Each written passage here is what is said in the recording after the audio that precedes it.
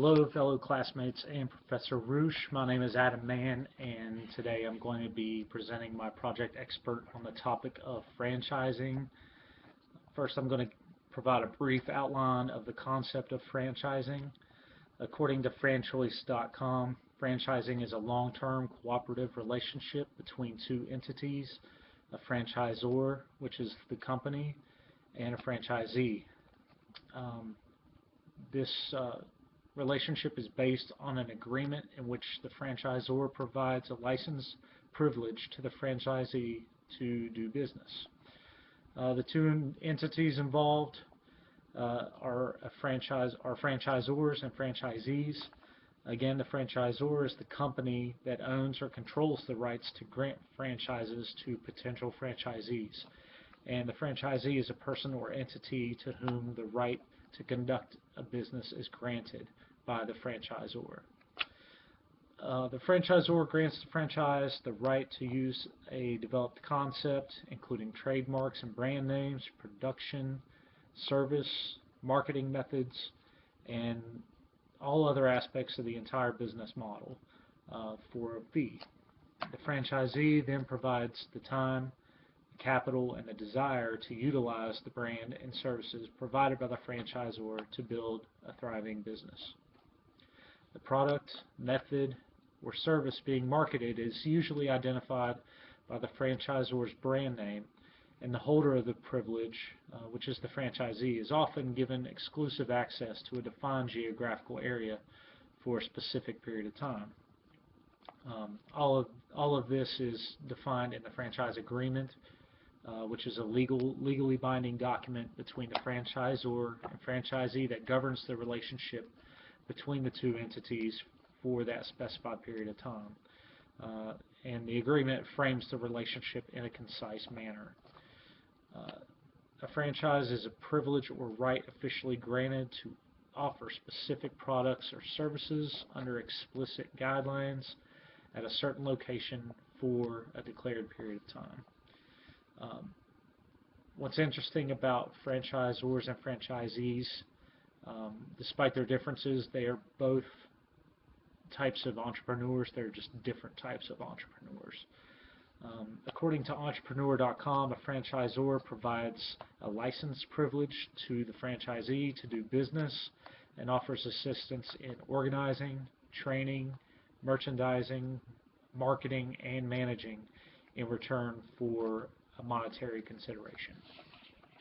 I wanted to choose a specific franchise to research that at least most of us could relate to, and also one that I could picture myself potentially being interested in operating one day. That's why I chose the well-known fast food restaurant Chick-fil-A. I think that they have great products, good consistent service. They also have corporate values that I can relate to. They are known to be a Christian organization. They're actually even closed on Sundays. Every location is closed every Sunday. And despite being closed half of every weekend, they still outperform most other fast food restaurants despite being closed every Sunday. I accessed the Chick-fil-A website for the requirements of potential franchisees, and according to their website, there are currently no growth areas in West Virginia in regards to a franchise opportunity. Again, they conduct their own market research to determine that, so there are no opportunities in the state at this time, but there are currently growth areas and franchise opportunities in Ohio. Their website did not specify which city or locations where they're considering opportunities, but they did say that growth areas are coming to Ohio in the next 12 to 24 months. In addition to West Virginia, there also were no current opportunities in Kentucky or Virginia. The franchise application process with Chick-fil-A is lengthy, rigorous, and highly competitive. At Chick-fil-A, they believe that their success in a community is tied directly to the caliber of the individual operator. Therefore, they're extremely careful in who they choose to become operators. They're looking for a good fit, and they know the franchisees are as well. They receive approximately 20,000 franchise inquiries per year. Over the past 5 years, they've selected, on average, 75 to 80 new franchised operators per year. So very few of the 20,000 get approved to operate a location. Their franchisee turnover rate is historically low. It's been less than 5% per year.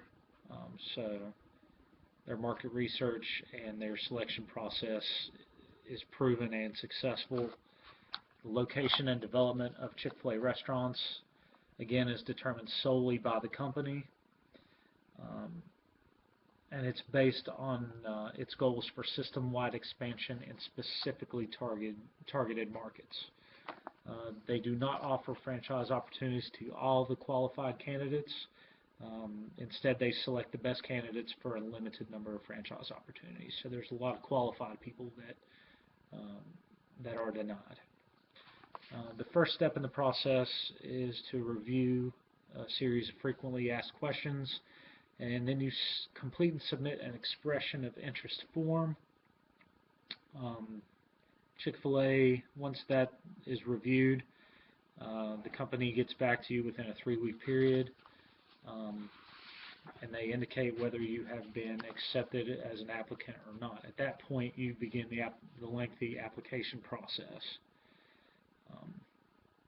I was able to interview a franchised restaurant operator. That's what Chick-fil-A refers their franchisees.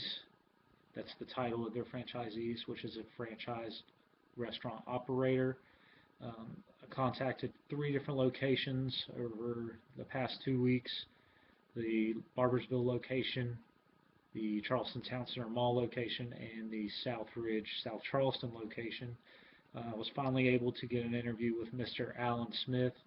He's the operator there at the Charleston Town Center food court location, and he's been the operator there since 1992. I asked him what made him want to become a franchise restaurant operator, and he responded by saying that he worked at Chick-fil-A as a teenager, and also during breaks in college. He worked at the Winston-Salem, North Carolina, at a location there. He does have a degree in communications and broadcasting. After college, he did work at TV stations for a period of time, but he had a connection with the Chick-fil-A company. His father-in-law was an operator at the time, so he used that connection in his prior work experience and applied to become an operator and was chosen. He considers his position to be more of an independent contractor as opposed to just an operator. He says it's more of an independent contractor position than most franchise operators with other companies. He advised me it took him about 5 months to become an operator. He said that the process is longer now. I asked him what steps were involved in becoming an operator. He said after he was approved, there is a $5,000 initial investment, a lengthy application process, and he conducted interviews both via phone and in person, multiple in-person interviews, and one actually included an interview with both him and his wife. I asked him what steps he found most difficult in becoming an operator and why. He mentioned the interviews process, and he also mentioned that, not so much in his case, but he said some people consider the process too long, and he mentioned that a lot of people, that may be due to unemployment reasons, that may be unemployed while they're applying for a position, an operator position with Chick-fil-A. He only operates just the one location there at Charleston Town Center. I asked if he had multiple locations, which he does not. I asked him if given another chance, what would he have done differently in regards to becoming an operator. And he mentioned his management style, how it has evolved and changed over the years. He said back in 1992 when he first started that he was more of a micromanager. He was more hands-on, but he specified that now he's more of a delegator as opposed to a micromanager. So I was also interested in whether him being an operator, if that's ruined his appetite for Chick-fil-A products.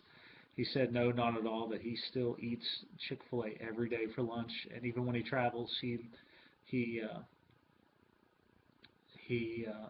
eats the local Chick-fil-A when he travels, so he can compare service and quality and consistency of other locations, and he compares that to his location.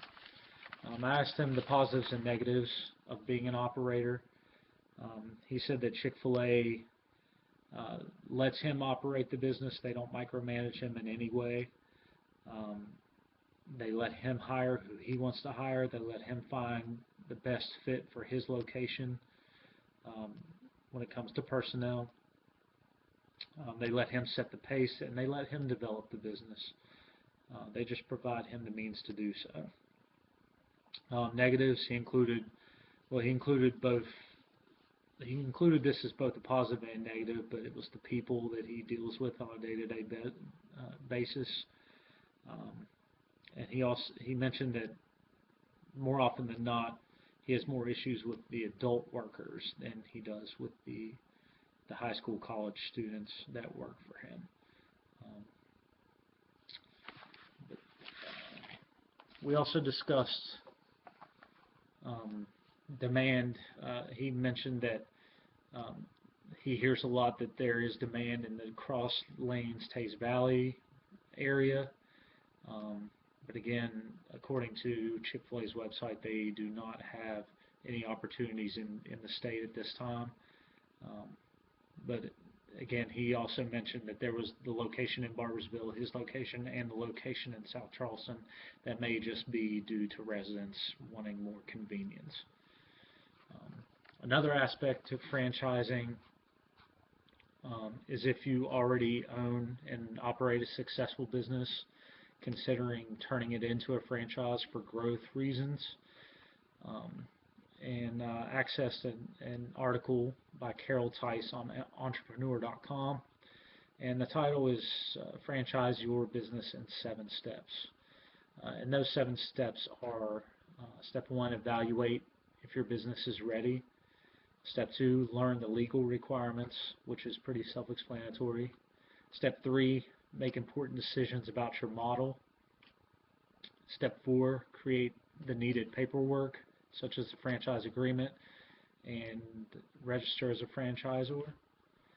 Step 5, make key hires, because you're only as good as the people that you bring into the company.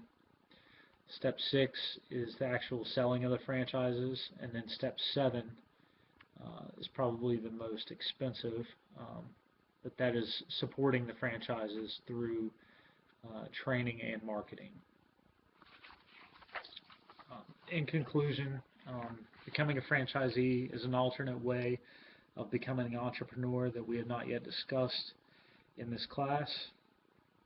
It is not easy to be approved to become a franchisee, but if your skills and talents are more operations and management based, or if you struggle in developing successful business models or coming up with creative business ideas, then becoming a franchisee may just be your best route to operating a successful entrepreneurial venture. Thank you, and have a nice day.